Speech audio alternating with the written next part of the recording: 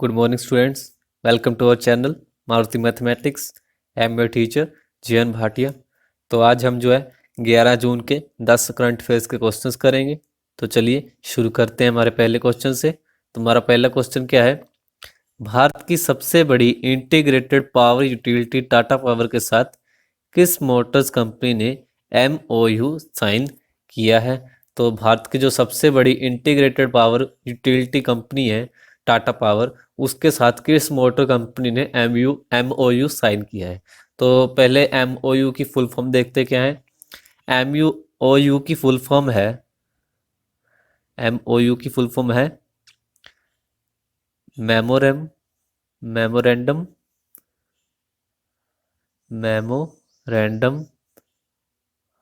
Of understanding. ठीक है, memorandum of understanding.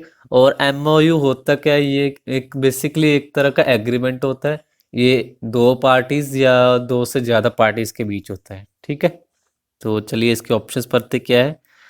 तो इसके ऑप्शंस है Honda Motors, hero Motors, TVS Motors या फिर MG मोटर्स। तो इसका आंसर क्या है? MG Motors. तो क्या कहते हैं, भारत की सबसे बड़ी integrated power utility Tata power के साथ MG मोटर्स कंपनी ने MOU साइन किया है, जिसके तहत पूरे भारत में चुनिंदा MG डीलरशिप स्थानों पर 50 किलोवाट DC सुपरफास्ट चार्जर लगाए जाएंगे। तो इसके तहत जो है 50 किलोवाट DC सुपरफास्ट जो है चार्जेस लगाए जाएंगे जो डीलरशिप स्थान होंगे। ठीक है, चलिए क्वेश्चन नंबर 2 देखते हैं क्या है। तो हमारा क्वेश्चन है, जून के पहले सप्ताह में विदेशी संस्थागत निवेशकों ने भारतीय बाजारों में कितने करोड़ रुपए निवेश किया है? तो इसके ऑप्शन हैं 6599 करोड़ रुपए, 12,599 करोड़ रुपए, 18,599 करोड़ रुपए या फिर 24,599 करोड़ रुपए। तो इसका आंसर क्या है? 18,599 करोड़ रुपए। क्या कहते हैं, जून के पहले सप्ताह में विदेशी संस्थागत निवेशकों ने भारतीय बाजारों में 18,599 करोड़ रुपए निवेश किया है। इस महीने के शुरुआती कारोबारी स्तरों में देश के इक्विटी बाजारों में कुल 20,814 करोड़ रुपए निवेश हुआ है। ठीक है, चलिए अगला क्वेश्चन देखते हैं। अगला थर्ड क्वेश्चन है, एजेंसी QS 2021 के द्वारा जारी दुनिया के टॉप 500 संस्थानों की रैंकिंग में कितने भारतीय संस्थानों को स्थान मिला है? तो जो टॉप 500 संस्थान हैं उसमें जो है भारत के कितने संस्थान शामिल हैं? तो इसके ऑप्शंस हैं 2 संस्थानों, 5 संस्थानों, 8 संस्थानों या फिर 10 संस्थानों। तो इसका आंसर क्या है? 8 संस्थानों। तो एजेंसी QS 2021 के द्वारा जारी दुनिया के टॉप 500 संस्थानों की रैंकिंग में 8 भारतीय संस्थानों को स्थान मिला है, जिसमें टॉप 200 इंस्टीट्यूट्स में भारत के सिर्फ 3 संस्थान हैं। तो भारत के जो टॉप 200 इंस्टीट्यूट हैं उसमें भारत के जो सिर्फ 3 ही इंस्टीट्यूट शामिल हैं। तो जबकि टॉप 1000 संस्थानों में कुल 21 भारतीय इंस्टीट्यूट को स्थान मिला है। तो जो टॉप 1000 संस्थान है उसमें जो है 21 भारतीय इंस्टीट्यूट को स्थान मिला है और 200 इंस्टीट्यूट में भारत को सिर्फ 3 संस्थान मिले हैं। ठीक है, तो इसको भी याद करना है, आपने अच्छे से याद करना है आपको सब। चलिए अगला क्वेश्चन देखते हैं। अगला क्वेश्चन है, वर्ष 2020 कॉस्ट ऑफ लिविंग सर्वे के मुताबिक भारत का कौन सा शहर प्रवासियों के लिए रहने खाने के लिए देश का सबसे महंगा शहर है? तो वो कौन सा शहर है जो प्रवासियों के लिए रहने खाने के लिए सबसे महंगा शहर है? तो इसके ऑप्शंस है दिल्ली, मुंबई, कलकत्ता या फिर चेन्नई। तो इसका आंसर क्या है? मुंबई, क्योंकि मुंबई सपनों की नगरी माना जाता है मुंबई को। तो आगे क्या कहते हैं, मर्सर के वर्ष 2020 कॉस्ट ऑफ लिविंग सर्वे के भारत की वित्तीय राजधानी मुंबई प्रवासियों के लिए रहने खाने के लिए देश का सबसे महंगा शहर है, जो कि वैश्विक स्तर पर 60वां सबसे महंगा शहर है और एशिया का 19वां शहर है। इस सूची में पहले स्थान पर हांगकांग दुनिया का सबसे महंगा शहर है। ठीक है, तो जो वैश्विक स्तर पर है मुंबई वो 60वें नंबर पर है, और एशिया का जो है 19वां 19वां शहर है जो सबसे महंगा शहर है, और जो पहले स्थान पर है वो हांगकांग है जो दुनिया का सबसे महंगा शहर है। ठीक है, तो इसको भी याद करना है आपको। चलिए अगला क्वेश्चन देखते हैं। अगला क्वेश्चन है, अमेरिकी सीनेट ने सर्वसम्मति से किसे अमेरिकी वायुसेना के चीफ ऑफ स्टाफ के तौर पर चुना है? सर्वसम्मति मतलब आपसी सहमति से, तो आपसी सहमति से जो है अमेरिकी वायुसेना के चीफ ऑफ स्टाफ के तौर पर चुना है। किसको चुना है? तो इसके ऑप्शन है general Charles brown junior, general Charles James Cameron, general Charles Trump Australia, या फिर जनरल चार्ल्स डेविड कास्त्रो। तो इसका आंसर क्या है? General Charles brown junior. क्या कहते हैं? अमेरिकी सीनेट ने सर्वसम्मति से जनरल चार्ल्स ब्राउन जूनियर को अमेरिकी वायुसेना के चीफ ऑफ स्टाफ के तौर पर चुना है। वे सैन्य सेवाओं का नेतृत्व करने वाले पहले अश्वेत अधिकारी बन गए हैं। तो वो जो है सैन्य सेवाओं का नेतृत्व करने वाले जो है पहले जो हैं अश्वेत अधिकारी बन गए हैं। ठीक है, चलिए अगला क्वेश्चन देखते हैं।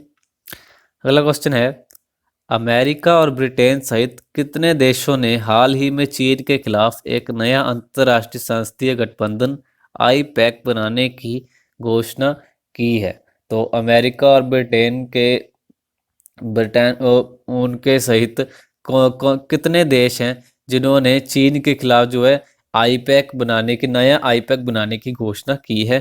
तो इसके ऑप्शन है 5 देशों, 8 देशों, 12 देशों, या फिर 25 देशों। तो इसके आंसर क्या है? 8 देशों।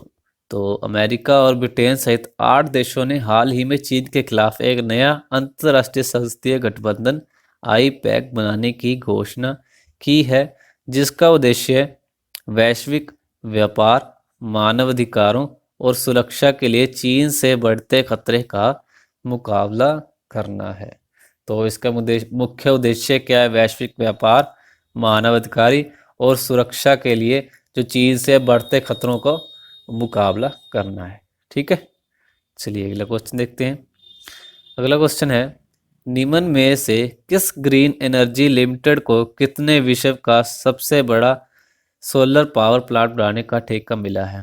तो वो कौन सी ग्रीन एनर्जी लिमिटेड कंपनी है जिसको विश्व का सबसे बड़ा सोलर पावर प्लांट बनाने का जो है ठेका मिला है?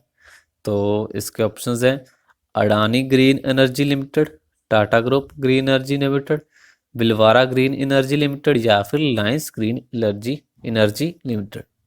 तो इसका आंसर क्या है? Adani green energy limited.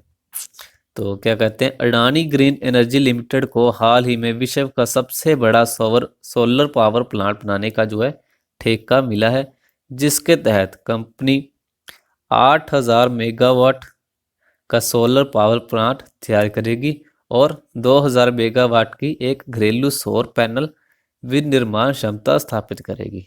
तो इसके तहत जो 8000 मेगावाट का जो है सोलर पावर प्लांट तैयार किया जाएगा और 2000 मेगावाट की एक घरेलू सौर पैनल भी तैयार की जाएगी। ठीक है, चलिए अगला क्वेश्चन देखते हैं।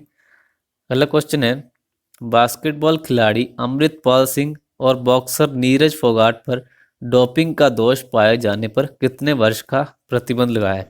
पहला क्वेश्चन तो आपका ये होगा कि बास्केटबॉल खिलाड़ी अमृतपाल सिंह, मतलब ये आपको ये पूछ सकते हैं अमृतपाल सिंह किस खेल से बिलोंग करते हैं, तो आपका आंसर होना चाहिए बास्केटबॉल।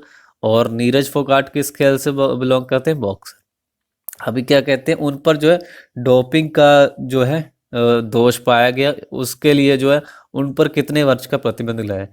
तो आप में से बहुत से बच्चों को डोपिंग टेस्ट के बारे में पता होगा, तो चलिए मैं फिर भी बता दूं।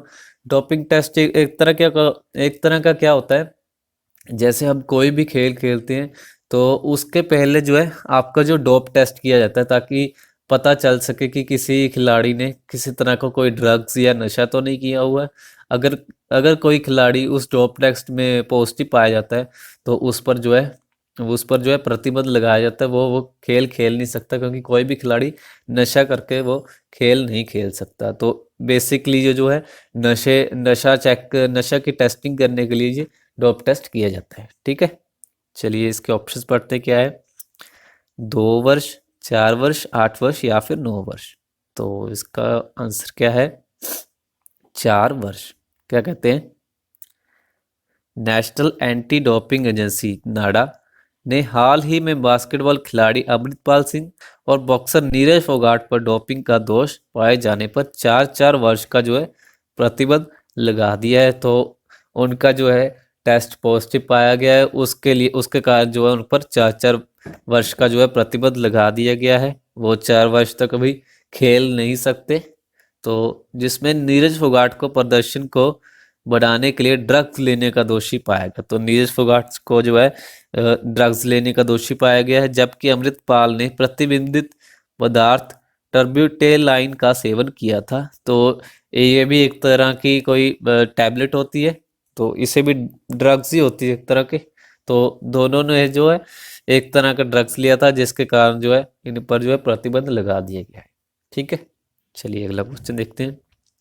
अगला क्वेश्चन है, IWAF ने किस भारतीय वेटलिफ्टर पर लगे डोपिंग का आरोप हटा दिया है? इसके ऑप्शंस क्या हैं? राखी हैदर, गुरदीप सिंह, स्वाति या फिर संजीता चानू। तो इसका आंसर क्या है? संजीता चानू। तो क्या कहते हैं, भारतीय वेटलिफ्टर खुबुकचम खुबुकचम संजीता चानू पर लगे डोपिंग के आरोप को वाडा की सिफारिश के आधार पर IWF ने हटा दिया है। IWF के वकील लीला सागी ने कहा कि संजीता चानू के सैंपल में कुछ भी गलत नहीं पाया गया है। तो IWF के जो वकील हैं उन्होंने यह कहा है कि संजीता चानू के जो डोप टेस्ट में है उसमें कुछ भी गलत नहीं पाया गया, इसलिए जो उन पर डोप टेस्ट का जो है आरोप लगा है उसको हटा दिया जाए। ठीक है, चलिए अगला क्वेश्चन देखते हैं, आज का आखिरी क्वेश्चन। तो हमारा क्वेश्चन क्या है, भारत और किस देश के बीच हाल ही में बिजली क्षेत्र में सहयोग बढ़ाने के लिए सहमति पत्र यानी MOU पर हस्ताक्षर हुए हैं?